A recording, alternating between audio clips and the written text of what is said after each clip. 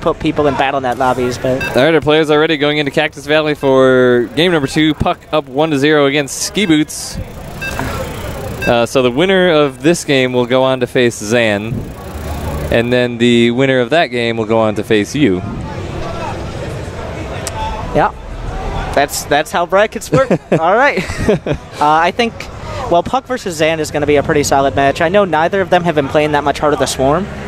But, I mean, you don't lose the skill. They might be a little bit rusty with builds and the like, but they've definitely been playing a lot of Legacy of the Void, and that'll be interesting to see how they stack up.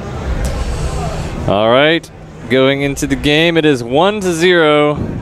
And in the bottom left-hand corner, the pink, or purple, I guess, purple Protoss, it is Puck. Clap, clap, clap, clap, clap. All right. In the top right-hand corner, switching it up to orange this time. I like variety. It's going to be Skiboots. And we're in cross positions on Cactus Valley. And that is kind of a long way. It's also a nice thing about tournaments that don't restrict your color, because it allows you to be different colors, right? Yeah. I mean, a lot of tournaments actually, especially between the games, they'll try to maintain, especially like Kespa and all that, super strict. You have to be this color. There has to be a blue and a red, and that's it. But, I mean, there's not too much. We can't read too much into the colors, but everybody has their preference. I usually prefer the purple. I like what Puck is doing there, but to each their own. Yep. So, what are we going to see here?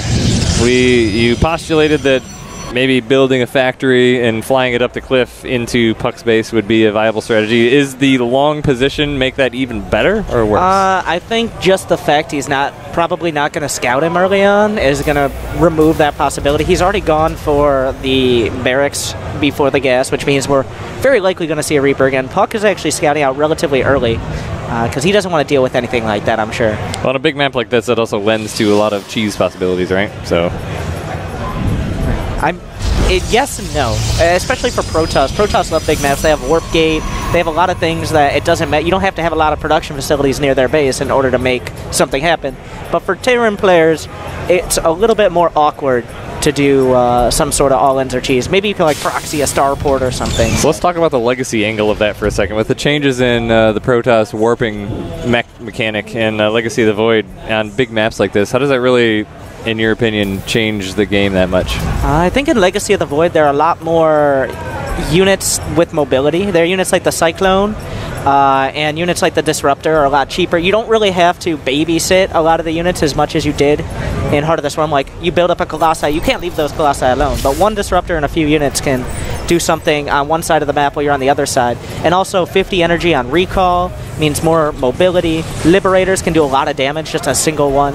There's a bigger map means more going on, and of course with the mining mechanics in Legacy of the Void as well, you're mining out quicker, you're forced to take more bases. It becomes a lot more interesting with players attacking with 2 separate armies in 2 separate locations a lot of the time. A big part because of those new units. Yeah. So it looks like Puck going to be expanding a little bit faster here, getting his Gateway and Cybercore right away, as well as Warp Gate going down. Still kind of boosting out those probes, while Skiboots doing the same thing. You know, we kind of talked about advantage versus disadvantage. Is playing the long game for Skiboots a good idea? In TVP, there's a little bit, it's kind of like a bell curve for Protoss almost, where in the early mid-game, Terran gets strong as soon as they have Medivacs out, because you don't have your Colossi or your Archons. And then Protoss gets strong when you're first starting to get towards a max out, because usually Terran is struggling to get Ghosts and Vikings while you can have Colossi and Archons. Mm-hmm. But then as time goes on and Terran's able to fill out their composition with a ton of Ghosts and a ton of Vikings, it sometimes shifts back in the favor of the Terran player, because their unit composition is actually stronger than the Protoss player. But we're talking 4 bases, 20 minutes in. It's that 12 to 20 minute mark that it starts shifting a decent chunk. One thing we've kind of seen in the past on these larger maps like this, especially for a Protoss, is, you know, with the recall ability, is just kind of taking a random base in some corner somewhere where they're not going to expect it. And if it ends up staying there for a long time, you end up getting a big advantage. If it doesn't, then, you know, maybe you can recall your army to it and defend it, or just let it die. Yeah, I mean, that's great for Terran as well. You can throw all your mules on there so you don't mine out your bases as quickly either. I wouldn't be surprised to see a hidden base if this game goes on a little bit longer. I don't think Puck will take one, but I wouldn't be against that for Skiboots. I think that's definitely a good strategy. Blink coming down now. Stalkers continue to be produced for Puck. Looks like we're going to see kind of a similar game to last time. However, he did expand a little bit faster and is not really being quite as sneaky about his base layout here. He does kind of have everything all together there. But also, Skiboots is being a little bit more active, maybe trying to take advantage of having a natural expansion. I imagine that being trapped in his base was a very uncomfortable experience. Oh yeah, absolutely. This game, though, he's been able to scout that Puck has expanded quicker, so he knows there's not going to be that potentially game-ending pressure. When you first see a Twilight Council, you don't know if it's going to be 4-gate Blink all in, or it's just a 3-gate expand like last game, so he had to kind of play it safe. I feel like it's not a good idea to be playing chicken with these Marines like that, though, because these Stalkers kind of can pick them apart eventually. I mean, he did kill one Stalker, but he lost 4 Marines in the trade. I mean, maybe you get lucky. It's not a big deal. You lose a Marine or 2 here. If you pick off a Stalker, it's definitely worth it. And if you can cut that Stalker count down a little bit, then this pressure gets a lot less. Like, 9 or 10 Stalkers can target down a bunker, whereas 5 or 6 cannot. Yeah. Stim definitely coming down a lot faster. It's half done at this point, as well as Blink is about to wrap up here in a minute. Puck beginning to warp in more Stalkers. Yeah, it takes out another 3-4 Marines right there.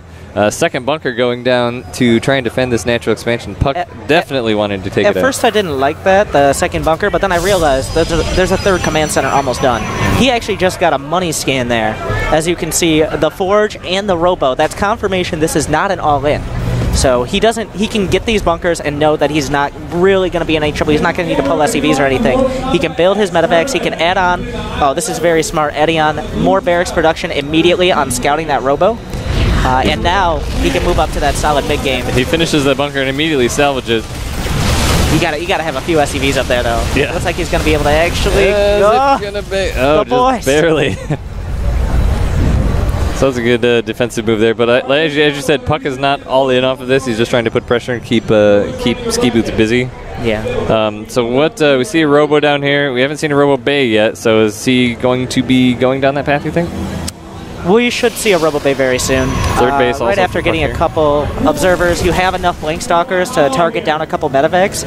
You need to start working towards splash damage. 90% of the time, that's going to be a Robo Bay. Every once in a while, you'll see a Tempa Archives, but it looks like Robo Bay will be the choice as usual for Puck. The one thing we haven't seen Puck really do is try and take advantage of any cliffs with the Blink. Just kind of push in the front to be able to keep his Stalkers safe and whatnot. Is that? I don't think he wants to risk these Stalkers, because these Stalkers are not for doing damage, they're for defending against medevacs.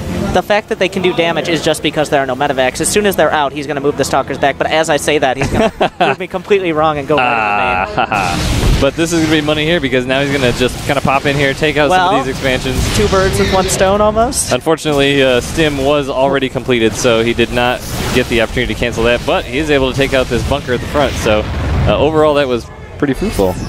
I mean, that was some great maneuvering by Puck. He had just enough vision with the Observer to see that the units would not be able to get back in time. He almost got in and picked off a medevac at that perfect timing. He picks off those medevacs, Skiboots is in a real tough position, because he's going to need Vikings eventually. Stim comes up here, and you have to keep in mind, too, these are fairly new medevacs, and their health is pretty low. So every time he stims like that, he's doing quite a bit of damage to his own units and keeping the energy of those medevacs low. Yeah. He's doing a great job. He's not losing any units. He's trading the energy for his shields, which is the best trade he can do right now. He's buying space. Notice how Skiboots hasn't been able to take the third base yet. The Scantipede. But the critter there was trapped under those Stalkers. Oh no, he's walking right into the Stalkers. This is really falling apart very quickly. Puck definitely noticed that misstep there and took advantage to blink right up on top, and now he's going to go ahead and stim down. The Marauders are targeted down first, and the rest are going to fall sort of thereafter. SCV's coming out, he's just going to go ahead and blink back, but Puck slowly but surely getting more and more of that lead. Yeah, Puck is just playing real solid. Once again, he's containing with Blink Stalkers, not even investing in sentries. He has the Mothership Core, and he can go ahead and defend the space with the Photon Overcharge as well. He has way too many Stalkers at the front. Skiboots is just getting hit from every angle, and he's not able to defend nearly as strongly as Puck is. Boss is coming down, going to be able to clean this up, and really doesn't even do just a tiny bit of actual damage to that Nexus there, but Puck moving on into the main base here is going to take out almost the command centers, flying away, burning the Marauders, trying to work their way down the ramp against 500 Stalkers, and GG Meh is Puck called. taking it home. I mean, I think we all expected this to happen. Skiboots made some smart plays, but Puck is just a much more solid player. He plays this game for a living, and it shows. Looking at the bracket here, had it open but lost it. Brackets. Yes, useful for me too. That means he will be moving on to face Zan, the big boy himself. Yep, Puck will be going on to face Zan and looking for, it'll be Fat Cat versus Skiboots.